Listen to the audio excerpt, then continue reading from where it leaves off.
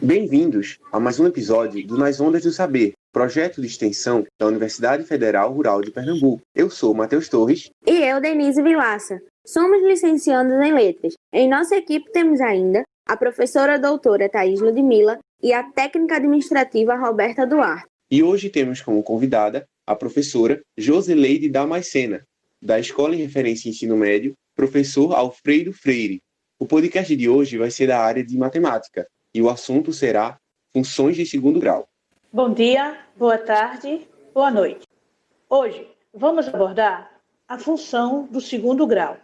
A forma de uma equação do segundo grau é ax ao quadrado mais bx mais c igual a zero, onde é possível se obter os coeficientes a, que está sempre junto ao x ao quadrado, b, que está sempre junto ao x, e o coeficiente c, que não possui o x.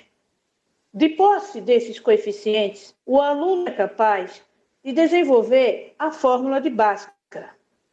A fórmula de Bhaskara é definida por x igual a menos b, mais ou menos raiz quadrada de delta. Isso tudo sobre 2a. Antes de desenvolver a fórmula Bhaskara, os alunos devem determinar o discriminante, que é representado pela letra grega delta, cuja fórmula é delta igual a b ao quadrado menos 4 vezes o coeficiente a vezes o coeficiente c. O valor do discriminante pode ser positivo, indicando que existem duas raízes, ou seja, valores de x diferentes. Ele também pode ser zero, indicando que existe apenas uma raiz. Existem duas, mas como elas são iguais, só existe uma raiz. Negativo, se o discriminante der negativo, indica que não é possível resolver essa equação no conjunto dos números reais. Ou seja, não é possível encontrar valores para x. Feito essa determinação, o aluno deve retornar à fórmula de Bhaskara apenas se o resultado do discriminante delta for positivo ou zero. Exemplo, tomemos a equação do segundo grau. X ao quadrado mais 2x menos 3 igual a zero. Para obtermos o coeficiente a, observamos qual o número à frente do x ao quadrado, que no nosso caso ele não é escrito, por ter o valor 1. Assim, o coeficiente a é igual a 1. Para obtermos o coeficiente b, observamos qual o número à frente do x. Dessa vez, não está ao quadrado, apenas o x. Nesse caso, temos o número 2, e o coeficiente b é igual a 2. E, por fim, para obtermos o coeficiente c, basta observar que o mesmo não possui a letra x. Assim, temos que c é igual a menos 3. Observe sempre os sinais dos coeficientes.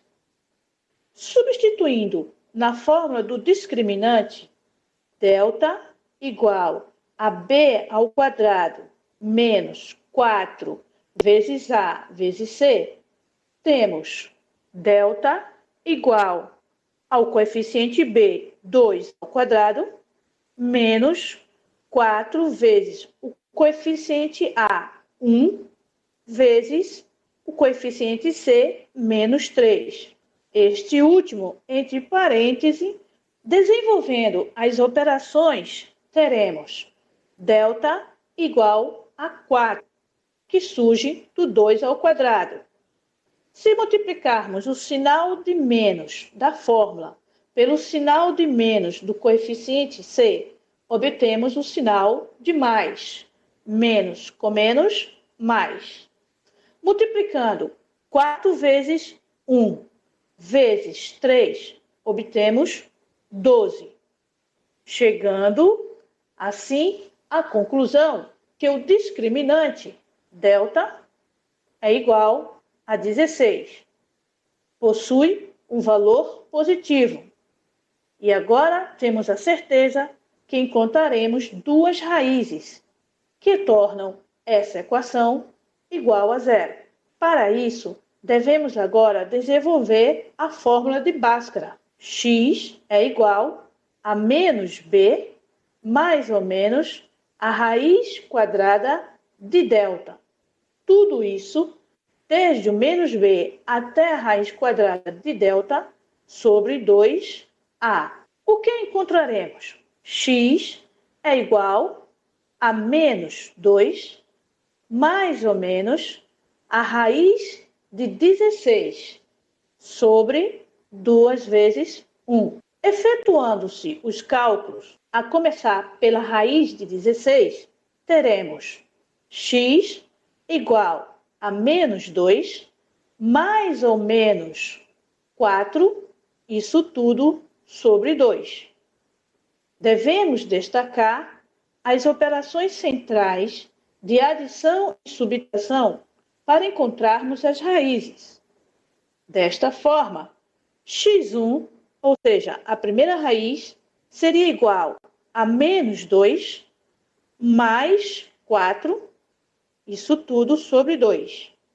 Menos 2 mais 4 é igual a 2 e está sobre 2. 2 sobre 2 igual a 1. A primeira raiz da equação é 1. Para encontrarmos a segunda raiz, utilizaremos o sinal de subtração, o sinal central de subtração.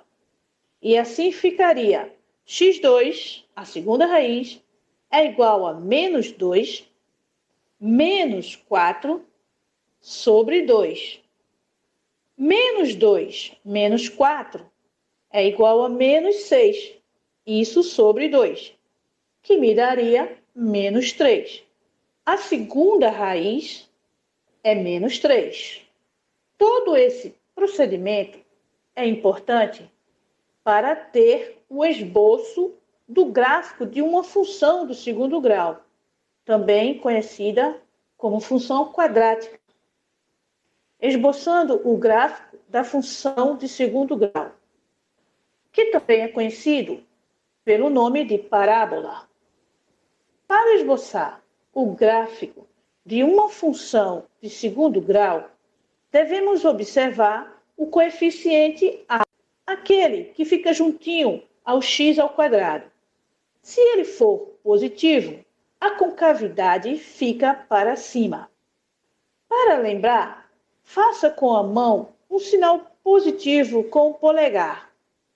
Abra o dedo indicador e você verá a concavidade voltada para cima.